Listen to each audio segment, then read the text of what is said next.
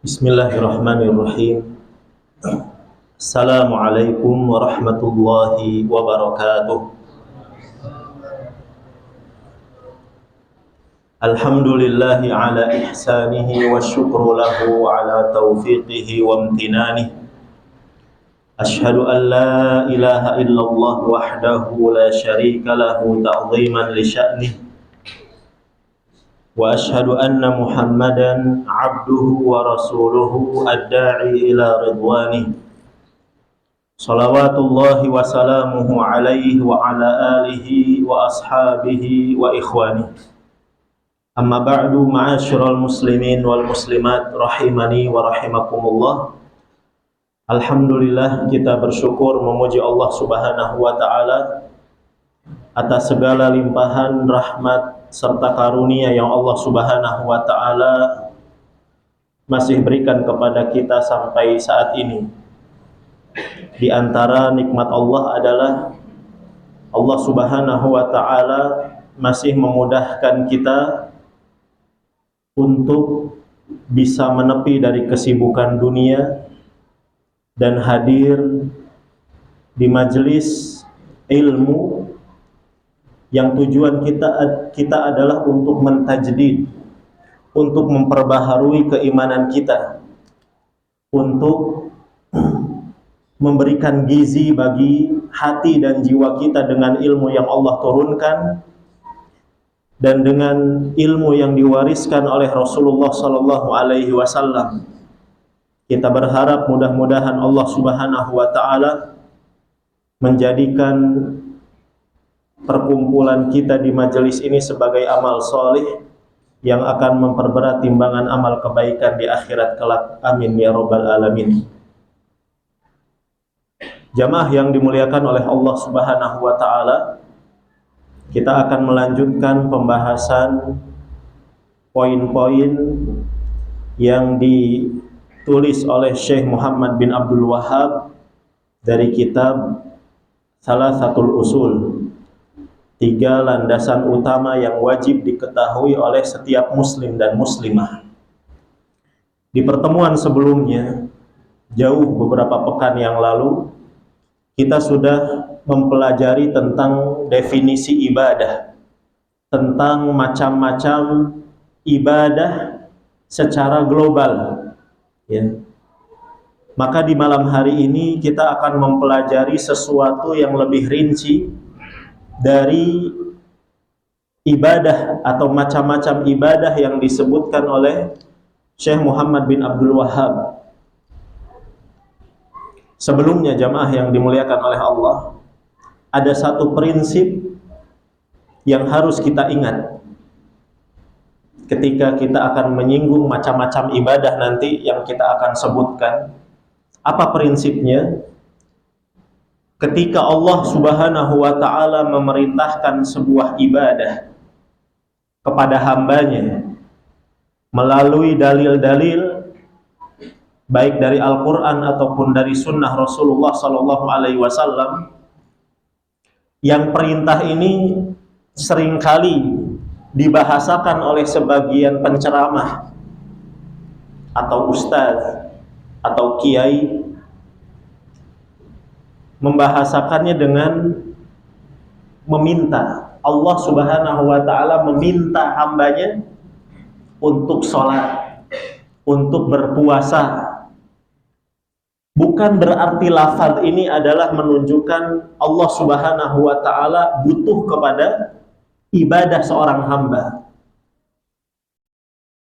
Kata Allah meminta hambanya untuk beribadah, jangan difahami bahwa Allah Subhanahu wa ta'ala butuh dan memiliki kepentingan dari ibadah yang kita lakukan. Sedikit pun Allah tidak memiliki kepentingan. Justru makhluk yang butuh kepada ibadah-ibadah tersebut. Dalilnya adalah surat Ibrahim ayat yang ke-8. Allah Subhanahu wa ta'ala berfirman melalui lisan Nabi Musa alaihi salam, wa qala Musa, dan Nabi Musa alaihi salam berkata kepada Bani Israel, In takfuru antum wa man fil ardi jami'ah. Seandainya kalian wahai Bani Israel, semua kalian kufur kepada Allah, semua kalian durhaka kepada Allah, semua kalian murtad, keluar dari Islam, dari agama Allah, apa kata Allah Subhanahu wa taala? Kata Nabi Musa, fa innallaha laghaniyyun hamid. Sesungguhnya Allah Subhanahu wa taala adalah zat yang maha kaya lagi maha terpuji. Begitu juga di dalam hadis qudsi, seandainya generasi awal sampai generasi akhir, baik dari kalangan bangsa manusia ataupun bangsa jinnya, kanu ala afjari qalbi rajulin wahidin minkum, kata Allah di dalam hadis qudsi riwayat Muslim, semuanya dari manusia ataupun jinnya, mereka berada dalam kondisi hati yang sama, yaitu hati yang fajir, hati yang durjana, hati yang bejat, dan level kedurhakaan, kebejatan mereka itu di level yang sama, di level tertinggi. Apa kata Allah? Mana qasadzalika fi mulki syai'a. Yang demikian itu tidak sedikit pun akan mengurangi kerajaanku. Jadi justru kita yang butuh jamaah. Kita butuh ibadah untuk apa? Untuk kebahagiaan diri kita. Kita jadikan ibadah itu sebagai tempat kita meminta pertolongan. Ada sebuah kisah yang disebutkan oleh seorang syekh ya. Jadi ada jamaah ketika itu datang ke sebuah masjid, dan di masjid itu sedang diadakan halaqah tahfidz Al-Quran. Si jamaah ini mendatangi si syekh. Dia mengatakan, wahai syekh, saya meminta sedikit waktu Anda untuk apa?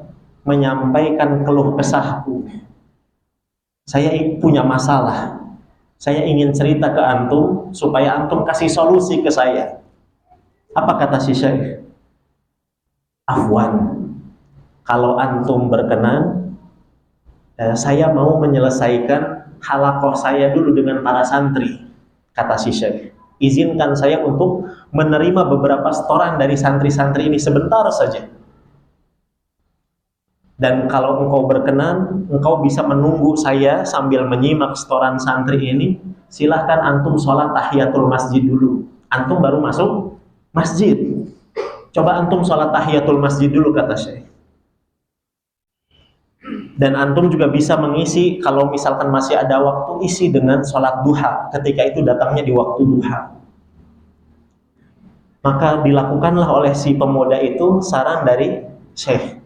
Si syekh pun menerima setoran dari santri-santrinya.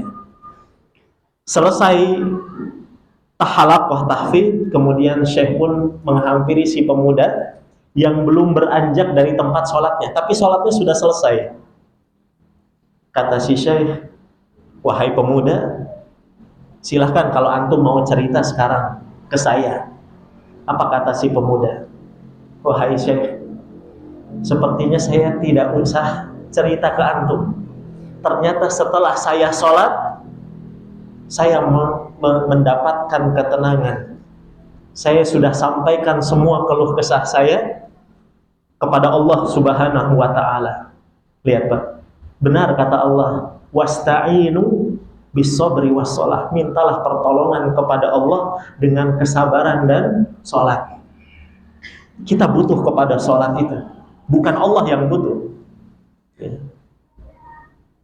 Kita butuh kepada ibadah untuk menghidupkan hati kita. Kata Imam Ibnu Qayyim Al-Jauziyah dalam kitabnya Bada'iul Fawaid, fa inna hayatal insan bihayati qalbihi wa ruhihi. Sesungguhnya kehidupan seorang manusia bergantung kepada kehidupan hati dan rohnya dan jiwanya.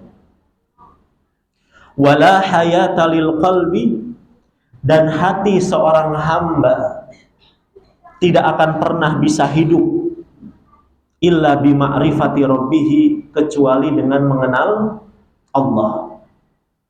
Hati seorang hamba tidak akan pernah bisa hidup kecuali dengan mengenal Allah, wa ibadati ilaih, dengan beribadah kepada Allah, wa inabati ilaih, dan selalu kembali kepada Allah Azza wa Jalla.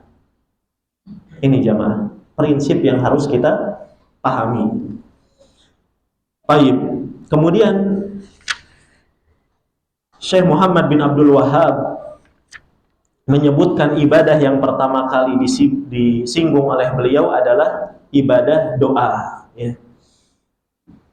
Kata beliau, ad-du'a mukhul ibadah, bahwasannya doa adalah inti dari sebuah ibadah.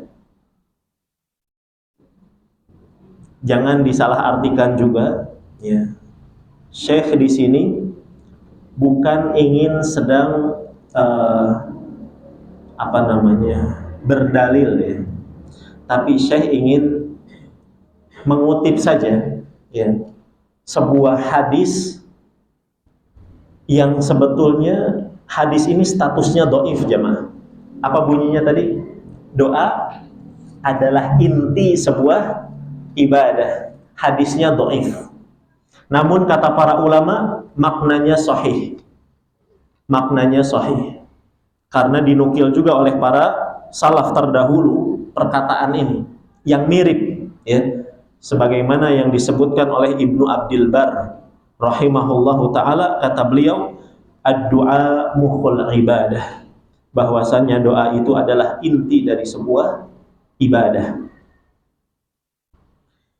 Doa ini dari sisi definisi atau makna memiliki arti at-talab. At-talab adalah meminta. Doa itu maknanya adalah meminta, memohon, mengemis, merintih, memperlihatkan kerapuhan kita sebagai seorang hamba. Jadi lihat kepada Umar bin Khattab radhiyallahu anhu, yang beliau pernah mengatakan, yang jadi ambisiku, kata beliau, yang selalu menjadi ambisiku adalah bagaimana Allah terus memberikan kepadaku taufik supaya bisa terus berdoa. Itu ambisiku. Kita lihat Umar bagaimana, jemaah, ketika di siang hari beliau adalah seorang yang gagah, seorang yang disegani, ditakuti. Akan tetapi ketika di malam hari beliau adalah seorang yang begitu rapuh, ya. Sering menangis di dalam doa beliau, sampai-sampai dalam satu atsar, dalam sebuah riwayat, di pipinya Umar bin Khattab ada 2 garis hitam. Ada 2 garis hitam seperti parit, seperti solokan. Kenapa? Karena sering dibasahi oleh tangisan beliau, air mata beliau radhiyallahu anhu. Dan Allah Subhanahu wa ta'ala dengan ibadah doa ini sangat suka, ya, sangat suka. Kenapa? Kata para ulama, kenapa Allah suka dengan ibadah doa ini? Kullama izdada ubudiyatil abdi wa dhullihi izdada lahu hubban wa faddalahu amma siwahu. Setiap kali bertambah penghambaan seseorang kepada Allah, dan setiap kali si hamba itu memperlihatkan kehinaannya kepada Allah, maka semakin bertambah pula kecintaan Allah kepada si hamba. Akan bertambah pula kecintaan Allah, dan Allah akan memberikan kepada dia sebuah kemuliaan yang Allah tidak pernah berikan kepada selainnya. Dan itu ada dalam ibadah doa. Karena doa itu menggabungkan penghinaan 3 unsur dalam diri kita. Penghinaan apa saja, jamaah? penghinaan raga kita dengan mengangkat tangan seperti ini. Yang kedua, penghinaan apa? Penghinaan lisan. Dan yang ketiga adalah penghinaan hati. Ya. Kita menghinakan diri kita semuanya ini, baik raga, lisan ataupun hati kita. Allah Subhanahu wa taala, ya, atau Nabi sallallahu alaihi wasallam bersabda, "Man lam yas'alillah yaghdab alaih." Barang siapa yang tidak pernah meminta, berdoa kepada Allah, Allah akan marah. Yang enggak minta, Allah marah. Berarti sebaliknya apa jamaah? Yang minta, yang suka minta, yang suka berdoa, Allah akan cinta. Kenapa Allah Subhanahu wa taala marah kepada yang tidak pernah berdoa atau jarang berdoa? Karena sikapnya itu menggambarkan dia tidak butuh. Dia tidak butuh kepada Allah. Dan rasa tidak butuh itu di antara bagian dari kesombongan. Ya. Maka jamaah yang dimuliakan oleh Allah, mau kita butuh atau tidak, doa. Mau kita sudah merasa berkecukupan atau kita merasa kekurangan, tetap doa. Ya. Mau kita kaya, mau kita miskin, doa. Karena Allah Subhanahu wa taala mencintai ibadah doa ini. Kemudian terkait ibadah doa, jamaah yang dimuliakan oleh Allah, ibadah doa ini adalah ibadah yang terpenting. Ibadah yang terpenting, ahammul ibadah. Kenapa doa ini disebut oleh para ulama sebagai ibadah terpenting? Karena dia merupakan ibadah yang mengumpulkan segala unsur ibadah lainnya. Disebutkan oleh Mutarrif bin Abdullah bin Syikhir rahimahullahu ta'ala, katanya, saya pernah berpikir, saya pernah merenung, apa ya ibadah yang bisa mengumpulkan, yang bisa menghimpun beraneka ragam ibadah di dalamnya. Saya sempat mikir, sepertinya sholat. Tapi tidak, kata Mutarrif, bukan sholat. Saya sempat berpikir ibadah tersebut adalah ibadah puasa. Tapi setelah dipikir-pikir juga tidak. Terus saya berpikir, sampai akhirnya saya mendapatkan kesimpulan bahwa segala sesuatu itu berada di tangan Allah. Dan seorang hamba tidak akan pernah bisa mengambil apa yang ada di tangan Allah kecuali dengan meminta. Kita bisa beribadah ini karena diberikan sesuatu oleh Allah. Maksudnya diberikan taufik. Allah memberikan sesuatu yang ada di tangan Allah kepada kita, yaitu berupa apa? Hidayah dan taufik. Kata Mutarrif, tidak akan bisa seorang hamba itu mengambil apa yang ada di tangan Allah kecuali dia harus memintanya dengan doa. Kesimpulannya apa kata beliau? Faida jima'ul khair ad-du'a. Kesimpulannya adalah ibadah yang paling bisa menghimpun segala unsur ibadah lainnya adalah doa. Ustaz, perjelas lagi, memang di dalam doa ada ibadah apa saja? Apa jamaah? Doa itu ibadah. Di dalamnya ada ibadah lain. Apa saja? Kata Ibnu Abdul Bar rahimahullahu ta'ala, di dalamnya ada keikhlasan. Ya tidak? Kemudian di dalamnya ada al-khubu' wa tadallul, penghinaan diri, ketundukan. Di dalamnya ada ibadah apa lagi? Roja. Di dalamnya ada ibadah apa lagi? Khauf. Sehingga benar kata Mutarrif, ibadah doa adalah ibadah yang paling menghimpun unsur-unsur ibadah lainnya. Kalau ibadah ini tidak penting jamaah, Kalau ibadah doa itu tidak penting, tidak mungkin Allah Subhanahu wa taala, kata Syekh Abdurrahman Asy-Syamsan hafizahullah taala, tidak mungkin Allah mengulang-ulang atau menyinggung ibadah doa ini di dalam Al-Qur'an sebanyak 300 kali. Bayangkan, Pak. Allah sebut-sebut ibadah doa ini di dalam Al-Qur'an 300 kali. Kalau bukan ibadah yang penting, apa ini namanya? Baik. Kemudian jamaah yang dimuliakan oleh Allah, Allah Subhanahu wa taala berfirman di sini, Syekh membawakan dalil dari surat Ghafir ayat yang ke-60.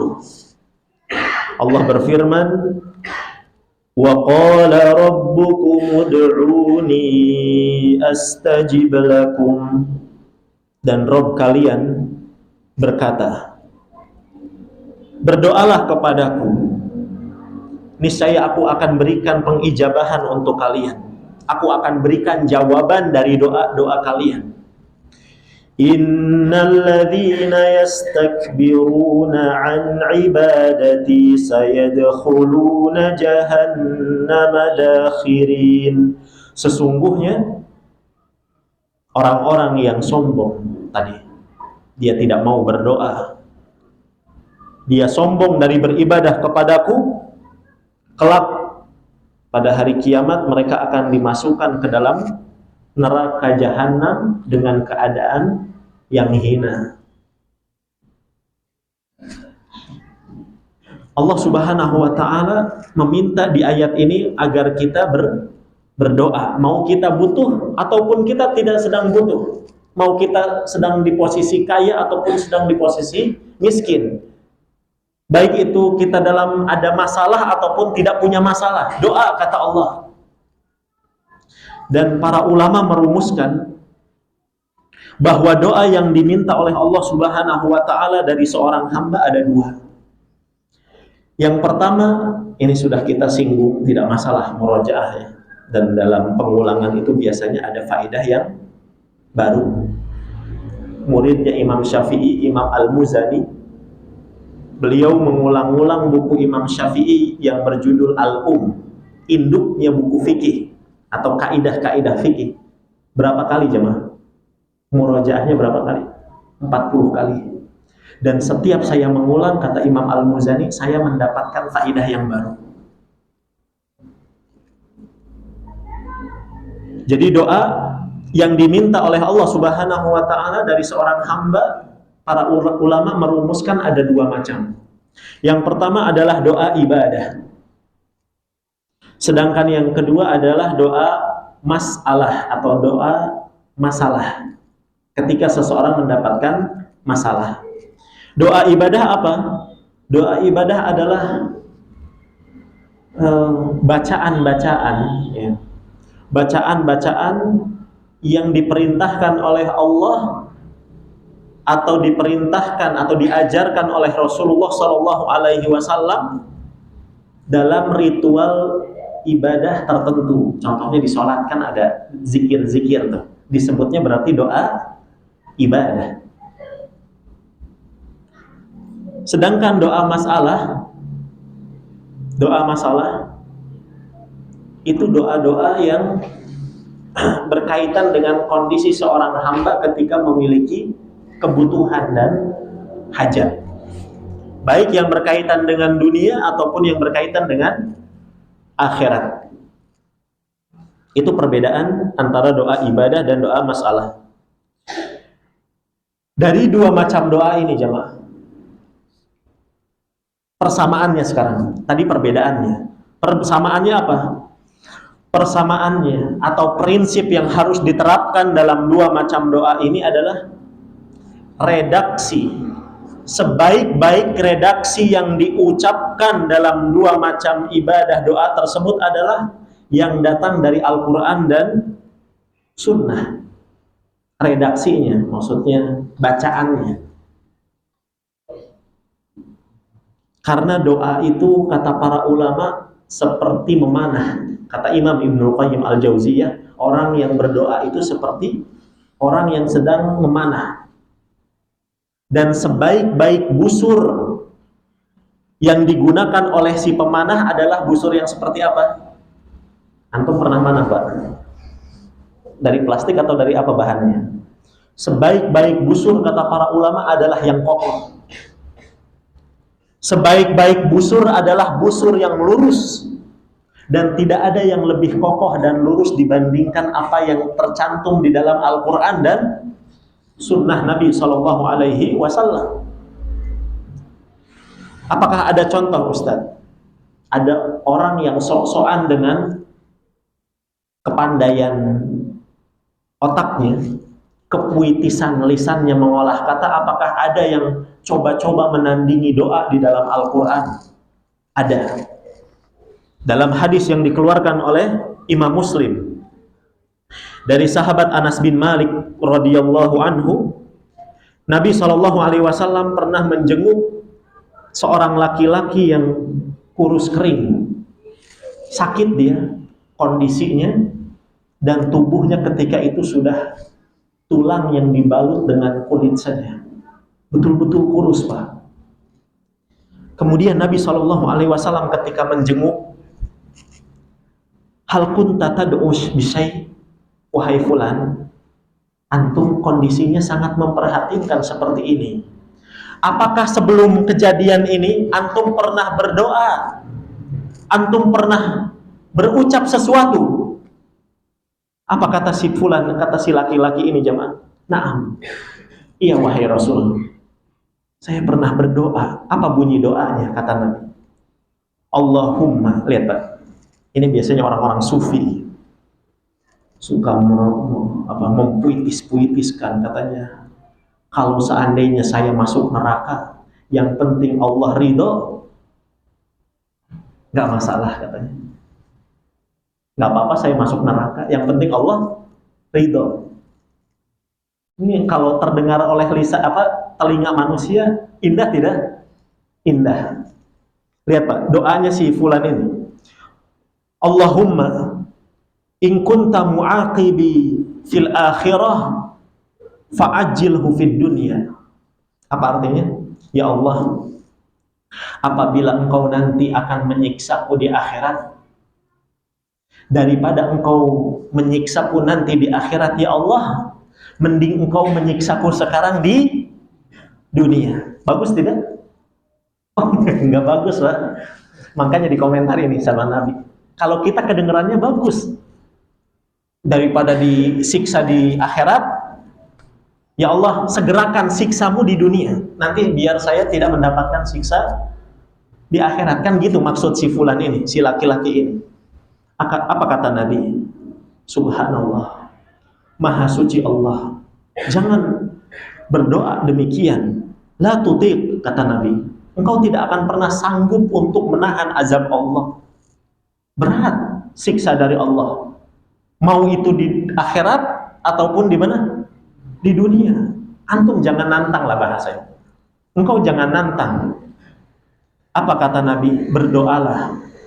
Ganti doamu itu dengan Allahumma atina fid dunya hasanah wa fil akhirati hasanah wa qina adzabannar. Doa sapu jagat jemaah. Ya Allah, berikanlah kepadaku di dunia itu kebaikan, dan di akhirat juga kebaikan, dan hindarkan atau lindungi aku dari azab neraka. Pada Allahu lahu, maka Nabi SAW mendoakan si laki-laki ini, fasyafahu, kemudian Allah pun menyembuhkan si laki-laki tersebut. Ini jamaah. Apa berarti tadi kesimpulannya? Sebaik-baik redaksi yang dibaca di dalam doa ibadah ataupun di dalam doa masalah adalah yang datang dari Al-Quran dan Sunnah. Ustadz saya nggak hafal, pakai Indonesia Pak, nggak masalah. Tapi jangan jangan berlebihan. Antum contoh saja ya, tapi dengan yang Indonesianya gitu. Atau dengan sesuai keperluan antum tanpa dibuat-buat ya, tadi. Kemudian jamaah yang dimuliakan oleh Allah Subhanahu wa taala, berkaitan dengan ibadah doa ini, Kenapa tadi ibadah yang penting? Alasan yang pertama apa tadi? Karena menghimpun segala unsur ibadah. Alasan yang kedua, doa, ibadah doa ini penting. Untuk apa? Difahamkan prinsipnya kepada kaum muslimin. Karena kenapa kita harus fahamkan tentang ibadah doa? Syekh Muhammad bin Abdul Wahab, lihat Pak, luar biasa. Yang beliau hadirkan pertama kali di Ushul Salasah, ibadah adalah ibadah doa. Kenapa?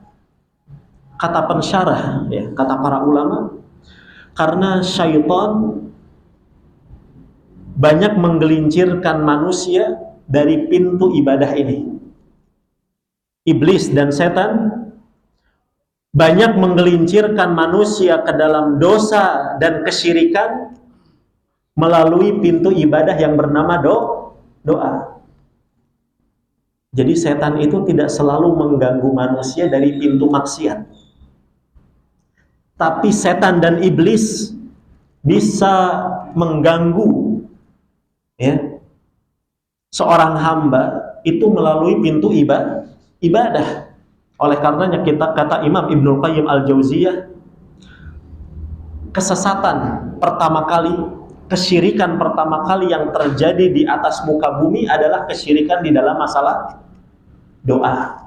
Aslu syirkil alam, kata beliau. Syirik di dalam masalah doa adalah yang pertama kali terjadi di atas muka bumi, yaitu syiriknya kaum Nabi Nuh. Syiriknya kaum Nabi Nuh alaihi salam. Bagaimana cara iblis dan setan menggelincirkan manusia melalui pintu ibadah doa ini? Yang pertama, jamaah, diberikan was-was. Diberikan was-was dengan kesimpulan Allah tidak pernah menjawab. Ya, Allah Subhanahu wa taala diberi, apa kata iblis? Lama Allah menjawabnya. Bahkan engkau sudah berdoa bertahun-tahun tapi Allah tidak mengijabah doamu. Ya. Kata Nabi Shallallahu alaihi wasallam, seorang muslim, ya, doa yang diungkapkan atau diucapkan oleh setiap hamba itu pasti akan diijabah, pasti akan dikabul oleh Allah selama doa itu tidak mengandung unsur dosa atau mengandung unsur memutuskan tali silaturahim. Maksudnya unsur dosa bagaimana? Ya Allah, berikan saya mobil ya Allah, supaya nanti kalau saya ke tempat dugem nggak kehujanan. Kalau saya, ya Allah, berikan saya HP ya Allah, HP baru ya Allah. Ini HP sudah pecah gitu ya. Apa? Supaya nanti kalau saya punya HP bagus, saya bisa judi online. Kata Nabi SAW, doa setiap hamba pasti diijabah kalau di dalamnya tidak ada unsur dosa ataupun memotong tali silaturahim. Ya Allah, berikan saya kekayaan ya Allah, supaya nanti saya nggak usah datang-datang lagi ke kakak saya, ya, biar dia tahu. Ini berarti ada unsur ingin memutus tali silaturahim, jawab. Allah tidak akan kabulkan itu. Kemudian yang ketiga, selama seseorang itu tidak isti'jal, tergesa-gesa di dalam doanya. Kemudian kata para sahabat, wahai Rasul, maksud tergesa-gesa di dalam doa itu apa? Kata Nabi SAW, yaitu seseorang berkata, menyimpulkan dengan lisannya, da'autu, aku telah berdoa siang dan malam. Aku sudah berdoa bertahun-tahun, berbulan-bulan, Falam ara yastajibuli, aku tidak pernah melihat pengijabahan itu datang menghampiriku, kata dia. Allah tidak akan mengijabah orang yang seperti ini, yang punya kesimpulan seperti itu, jemaah. Fayastahsiru inda dzalik. Si hamba ini pun apa? Dia merasa rugi dengan doanya. Dia merasa frustasi dengan doanya, sampai akhirnya apa? Si hamba ini pun meninggalkan ibadah doa. Maka ingatlah wahai hamba-hamba Allah, amal kebaikan seorang muslim, seorang yang beriman, itu tidak akan pernah sia-sia. Ya. Jangan tinggalkan doa. Jangan tergesa-gesa di dalam berdoa. Karena pengijabahan itu pasti. Ini yang harus difahamkan kepada kaum muslimin. Ya. Nabi SAW menjelaskan, bentuk pengijabahan Allah itu tidak selalu minta A, dikasih A. Tidak selalu seperti itu gaya pengijabahan Allah. Antum meminta B, Allah kasih B. Oh, tidak seperti itu gaya pengijabahan Allah. Lalu seperti apa? Kata Nabi SAW, yang pertama, illa atahullahu iyyah. Yang pertama, cash tadi. Seseorang minta A, Allah akan berikan A. Itu yang pertama. Dan itu semua mungkin pernah kita alami, jemaah. Yang kedua, au sarafa anhu minassu mithlaha. Allah Subhanahu wa taala akan gaya pengijabahannya adalah si hamba tersebut akan dihindarkan dari keburukan yang semisal dengan isi doanya. Misalkan dia minta handphone baru. Harganya berapa? Harganya taruhlah 10 juta, jemaah. Kok setahun, 2 tahun tidak diijabah? Ternyata si hamba itu tidak sadar. Allah Subhanahu wa ta'ala sudah menghindarkan dia dari sebuah keburukan, misalnya kecelakaan, yang seandainya dia dibawa ke rumah sakit, pengobatannya bisa mengeluarkan harga atau nominal yang sama tadi, 10 juta bahkan lebih. Ada kisahnya Abu Kilabah, ya jemaah. Ada kisahnya siapa tadi? Abu Kilabah. Jadi Abu Kilabah itu pernah jatuh. Ya.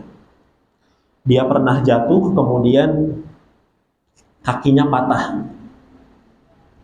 Sampai akhirnya Abu Kilabah ini dijenguk oleh saudaranya. Kemudian saudaranya mendoakan, mudah-mudahan dari patahnya kakimu itu ada kebaikan yang engkau dapatkan. Dari doamu, apa yang engkau alami itu ada kebaikan. Kemudian berlalulah hari-hari. Si orang yang kakinya patah ini bertanya, kamu bilang dalam saya minta kesembuhan, tapi Allah tidak berikan. Katanya ada kebaikan. Kebaikan apa? Gitu kan? Kebaikan apa? Apa kata saudaranya yang menjenguk? Wallahu a'lam. Saya nggak tahu kebaikan apa, tapi insya Allah, ya, kalau kamu memang sudah berdoa minta kesembuhan, pasti Allah ijabah. Tapi nggak tahu kebaikan itu yang Allah akan berikan kepadamu apa. Akhirnya terjadilah pertempuran, jamaah, ya, perang saudara antara siapa? Ali bin Abi Thalib dengan Muawiyah bin Abi Sufyan, perang saudara, Muslim lawan Muslim. Akhirnya kata si laki-laki ini, ya, yang dijenguk tadi, setelah aku berpikir, qad ja'alallahu li fi kasri rijlayya khairan. Ternyata aku baru sadar sekarang, dari patahnya kakiku Allah Subhanahu wa taala telah memberikan kepadaku sebuah kebaikan. Apa katanya? Najautu min dami ibni Rasulillah sallallahu alaihi wasallam. Aku diselamatkan dari menumpahkan darah anak Rasulullah sallallahu alaihi wasallam. Afwan. Ini peristiwanya bukan tentang Ali dengan Muawiyah, tapi tentang pembunuhan Husain.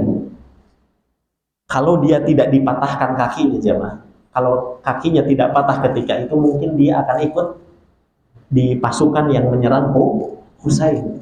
Alhamdulillah, kata dia. Oh, ini ternyata kebaikannya. Kita tidak pernah tahu, jemaah. Ini was-was yang pertama. Dibisikkan tidak ada jawaban. Was-was yang kedua, kalau was-was yang pertama ini nanti efeknya seseorang akan putus asa dan tidak akan berdoa lagi kepada Allah. Was-was yang kedua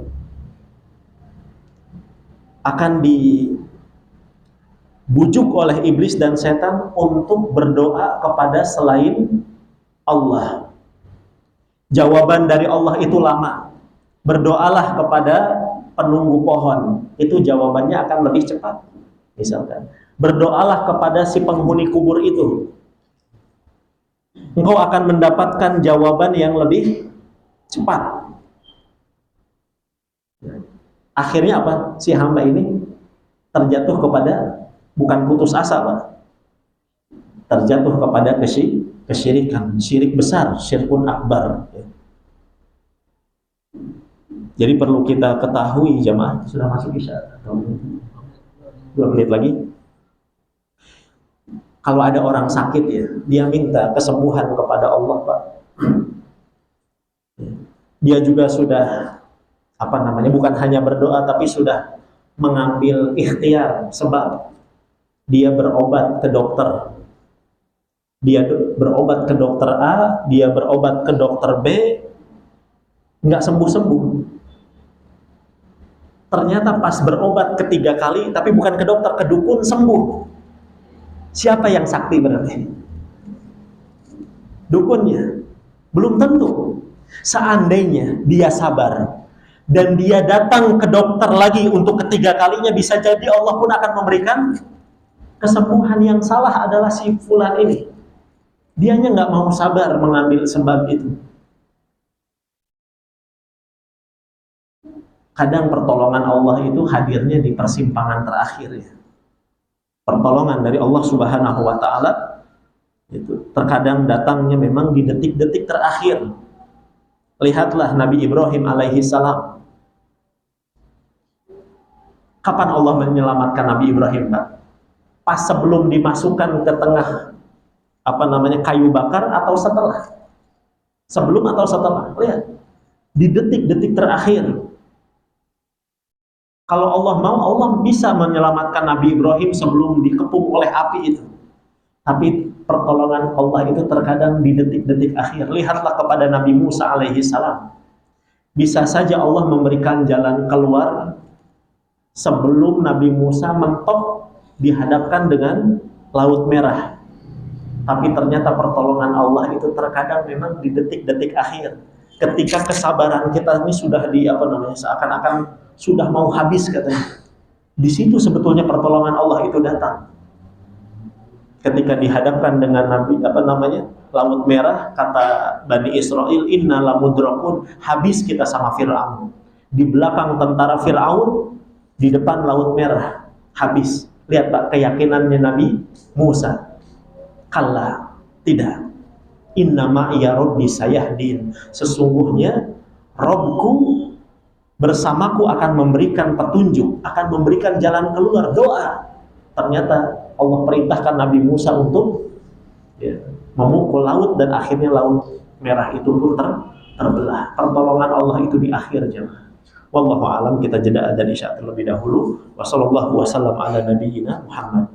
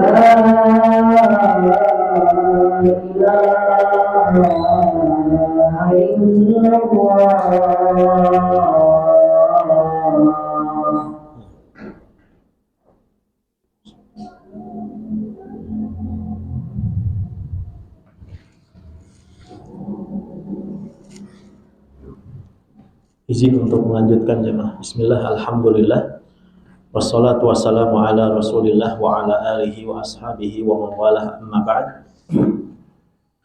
Jadi kesimpulannya dari dua poin yang kita sudah singgung, bagaimana tentang was-was iblis untuk menggelincirkan manusia dari jalan pintu doa. Yang pertama tadi, dia membisikkan bahwa doa-doamu itu tidak mendapatkan jawaban. Maka lawan was-was itu dengan pemahaman tadi bahwa Allah mengijabah itu dengan berapa cara? Dengan 3. Diberikan langsung, atau dihindarkan dari keburukan, dan yang ketiga diberikan pahala kelak pada hari kiamat. Nanti diberikannya kelak pada hari kiamat dengan sesuatu yang lebih besar dan sempurna. Was-was yang kedua, bahwasannya jawaban dari Allah Subhanahu wa Ta'ala itu lama. Maka carilah sesuatu yang engkau akan mendapatkan jawaban lebih cepat. Dengan apa? Dengan berdoa kepada selain Allah, kepada wali, kepada jin, kepada penunggu pohon dan seterusnya. Maka lawan was-was ini dengan sebuah ayat di dalam surat Al-Baqarah ayat yang ke-186. Wa idza sa'alaka 'ibadi 'anni fa inni qarib. Dan apabila hamba-hambaku bertanya kepadamu wahai Muhammad, mereka bertanya kepadamu tentangku, maka sesungguhnya aku adalah zat yang maha dekat. Ujibu da'watad da'i idza da'an. Aku akan mengijabah setiap doa yang dipanjatkan oleh para hambaku. Ya. Ini luar biasa ini ayat, Pak. Antum kalau lihat nanti di ayat-ayat Al-Quran, setiap Nabi Muhammad ditanya oleh orang-orang kafir Quraisy, ya, atau manusia di masanya, pertanyaan itu tadi bahasa Arabnya apa? Sa'ala yas'alu. Bertanya. Wa idza sa'alaka. Biasanya di Al-Quran, kalau Nabi Muhammad ditanya, nanti redaksinya qul. Katakan wahai Muhammad, jawab Muhammad. Gitu. Contohnya misalkan di surat Al-Baqarah juga kalau tidak salah, wa yas'alunaka 'anil mahid. Mereka bertanya kepadamu tentang haid. Apa kata Allah? Qul. Jawab Muhammad, seperti ini jawabannya. Atau misalkan orang-orang bertanya kepada Nabi Muhammad tentang ruh. Wa yas'alunaka 'anir ruh. Mereka bertanya tentang ruh kepadamu wahai Muhammad. Apa jawaban pertamanya? Qul. Katakan, jawab wahai Muhammad. Semuanya seperti itu redaksinya. Tapi lihat, ketika manusia di zaman Rasulullah bertanya kepada Nabi Muhammad tentang Allah, tentang doa, ada kata qulnya tidak tadi? Wa idza sa'alaka ibadi anni qul fa inni qarib, atau langsung fa inni qarib? Langsung fa inni qarib. Apa kata para ulama, Pak? Tidak ada satupun yang bisa menghalangi seorang hamba dengan Allah walaupun hanya satu kata. Kalau kitanya jujur, satu kata saja tidak bisa memisahkan antara kita dengan Allah. Lalu kenapa antum, wahai orang-orang yang tidak paham dengan konsep doa, kenapa anda lebih memilih mencari wasilah dengan cara apa tadi? Berbuat kesyirikan. Allah dekat, jamaah. Allah dekat dengan kita. Kadang kitanya saja tidak paham tentang prinsip doa ini. Baik, ini mungkin pembahasan tentang doa ya. Sebetulnya saya ingin masuk ke tentang khauf, tapi takut terlalu panjang ya. Mungkin ditunda atau bagaimana jemaah? Kita bahas khauf atau nanti saja? Sedikit saja ya. Sedikit, nanti kita akan sambung kalau memang tidak selesai di pertemuan berikutnya. Tentang khauf, kalau doa tadi adalah ibadah yang menggabungkan berapa unsur? 3. Ada lisannya, ada hatinya, ada anggota badannya. Sedangkan khauf ini adalah ibadatul qulub, ibadah hati. Khauf adalah ibadah hati. Dan disebutkan oleh para ulama, ma'ubidallah bimithlil khauf. Tidak pernah Allah Subhanahu wa ta'ala diibadahi oleh seorang hamba dengan ibadah yang lebih besar dibandingkan ibadah khauf, rasa takut. Tidak ada ibadah yang lebih besar, kata sebagian ulama, yang dilakukan oleh seorang hamba melebihi ibadah rasa takut ini. Kemudian para ulama menjelaskan khauf dikatakan ibadah bukan hanya harus ikhlas, tapi ada syarat yang lainnya. Kita sebutkan poin ini saja terakhir, jemaah. Jadi rasa takut, khauf, Kapan disebut ibadah yang benar, ibadah yang diterima oleh Allah? Syarat yang pertama, syarat khauf itu dinilai ibadah, sasarannya harus benar. Sasaran rasa takutnya harus benar. Siapa yang kita sasar? Allah Subhanahu wa ta'ala. Ini yang disebut khauf ibadah. Allah Subhanahu wa ta'ala berfirman, "Fala takhafuhum wa khafuni in kuntum mu'minin." Janganlah kalian takut kepada mereka, kepada setan, kepada bala tentaranya, kepada kaum musyrikin, wali-wali setan. Jangan kalian takut kepada mereka. Takutlah hanya kepadaku, kata Allah. Sasarannya itu aku kalau kalian takut itu. In kuntum mu'minin, seandainya kalian itu benar-benar beriman. Surat Ali Imran ayat 175. Ini syarat yang pertama, jemaah. Apakah ada realita yang lainnya? Maksudnya sebagian masyarakat kita sasaran takutnya ada tidak yang selain Allah? Ada tidak, jemaah? Ada. Yang sasaran takutnya bukan Allah. Sasaran takutnya siapa? Wali. Katanya kalau nggak sujud sama kiai, jalannya tidak ruku, nanti kualat. Ini takut bukan, jemaah? Takut kualat itu rasa takut bukan khauf, bukan? Iya, ini sekarang kan lagi digoreng ya, makanya ada stasiun televisi yang dibakar atau didemo. Ada rasa takutnya misalkan diarahkan ke pohon, ke tempat-tempat yang angker. Maka disebutnya oleh para ulama ahli akidah disebutnya khauf sir. Rasa takut rahasia. Rasa takut tersembunyi. Hukumnya apa? Yang kedua ini hukumnya syirik, jemaah. Hukumnya syirik, bahkan syirik akbar bisa. Takut kualat.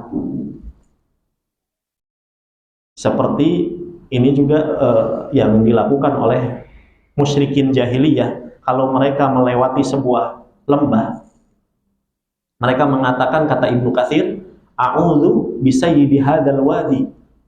Aku berlindung dengan penunggu tempat ini, dengan penunggu, aku berlindung dengan penunggu lembah ini. Permisi misalnya. Atau klakson 3 kali, kata Allah Subhanahu wa ta'ala di surat Al-Jin. Ada orang-orang ya'udzuna birijali minal jin wa annahu kana rijalu minal insi ya'udzuna birijalin minal jin. Sebagian manusia berlindung dengan jin karena takut kualat. Fazaduhum rohaqo, perbuatan mereka itu hanya akan mendatangkan kehinaan, menambah kehinaan. Ada yang lain tidak? Rasa takut ada, yaitu namanya khauf yang nanti hukumnya maksiat. Khauf yang dampaknya adalah maksiat atau dosa besar. Takut dengan sesuatu sehingga dia menghalalkan apa yang Allah haramkan, atau mengharamkan apa yang Allah halalkan. Ini hukumnya apa? Maksiat. Jadi takut dengan sesuatu, ancaman, sehingga dia apa? Takut amar ma'ruf nahi mungkar. Bahkan nanti, udahlah, gak apa-apa, yang penting saya selamat. Ya. Jadi dia menghalalkan apa yang Allah haramkan. Ini yang ketiga. Dan yang keempat adalah khauf tabi'i. Khauf yang tabiat, yang sudah bawaan dari lahir. Ya. Apa namanya, seperti seseorang takut dengan sesuatu yang berbahaya secara ilmiah, seperti takut dengan api, maka ini hukumnya boleh. Takut dengan musuh, ya, takut tertusuk, itu fitrah, jemaah, tabiat. Takut dengan pocong, masuknya kemana nih, jemaah? Yang satu cuma ada 4 macam. Yang ke satu tadi 2 atau 3 atau 4. Masuknya ke yang keempat, tabiat. Antum takut dengan genderuwo misalkan, dengan wujudnya ya, dengan wujudnya, itu tabiat. sesuatu yang menyeramkan. Kita takut dengan sesuatu yang menyeramkan. Tapi antum jangan takut. Rasa takut itu jangan sampai melahirkan keyakinan bahwasanya pocong itu nanti akan mematikan saya. Yang mematikan siapa? Allah Subhanahu wa Ta'ala. Tapi kalau hanya takut dengan sosoknya, maksudnya penampakan, itu tabiat-tabiat saja. Syarat yang kedua, syarat yang pertama sasarannya harus benar. Syarat yang kedua, ini yang mungkin kita akan tunda, yaitu porsinya harus tepat. Nggak boleh kurang, tidak boleh lebih.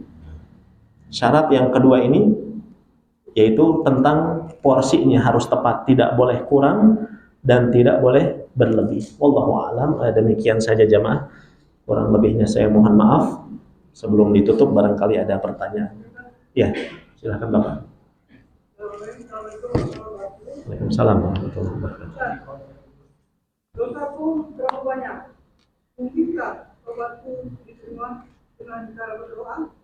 Sebagai doa ibadah saudara salah dan berarti lainnya. Terima kasih. Waalaikumsalam warahmatullahi wabarakatuh. Terima kasih Bapak atas pertanyaannya. Jazakallahu khairan. Alhamdulillah wassalatu wassalamu ala Rasulillah, amma ba'd. Apakah ada yang bisa menghalangi taubat seorang hamba dengan Allah yang perantaranya adalah doa? Maka jawabannya tidak ada yang bisa menghalangi, Pak. Sebanyak apapun dosa seorang hamba, lau balaghat dzunubuka ananas sama, kata Allah dalam hadis qudsi, wahai hamba-hambaku, seandainya dosa-dosa kalian bertumpuk membumbung tinggi sampai ke langit sana, kemudian kalian datang kepadaku bertaubat dengan jujur dan tulus, taubatan nasuha, maka aku akan berikan ampunan kepadamu sebanyak langit dan bumi. Jadi istighfar yang kita kenal dengan istighfar itu benar. Istighfar itu ada unsur doanya. Apakah seseorang bisa diampuni dosanya dengan istighfar? Maka jawabannya bisa. Sebanyak apapun, Pak. Ya. Yang penting kitanya betul-betul jujur, tulus, ikhlas, ya. Dan berkaitan dengan istighfar dan taubat, memang para ulama memberikan perbedaan, ya. Di antara perbedaannya, kalau istighfar itu untuk dosa yang masa lalu, sedangkan taubat adalah sesuatu yang menutup seseorang dengan dosa di masa yang akan mendatang. Perbedaannya juga, istighfar itu adalah doa. Dari kata istaghfaro mengikuti wazan istaf'ala. Di situ ada kata tolak, permintaan, minta diampuni. Sedangkan taubat bukan permintaan. Taubat itu apa? Apa taubat? Bukan permintaan, Pak, taubat itu. Kata para ulama, pengkabaran dan pengikraran. Pengkabaran dan perjanjian kita dengan Allah, ya Allah, saya betul-betul sudah selesai dari dosa yang kemarin, ya Allah. Jadi kalau seseorang itu betul-betul, ya, istighfar, insya Allah tidak ada penghalang antara dirinya dengan Allah.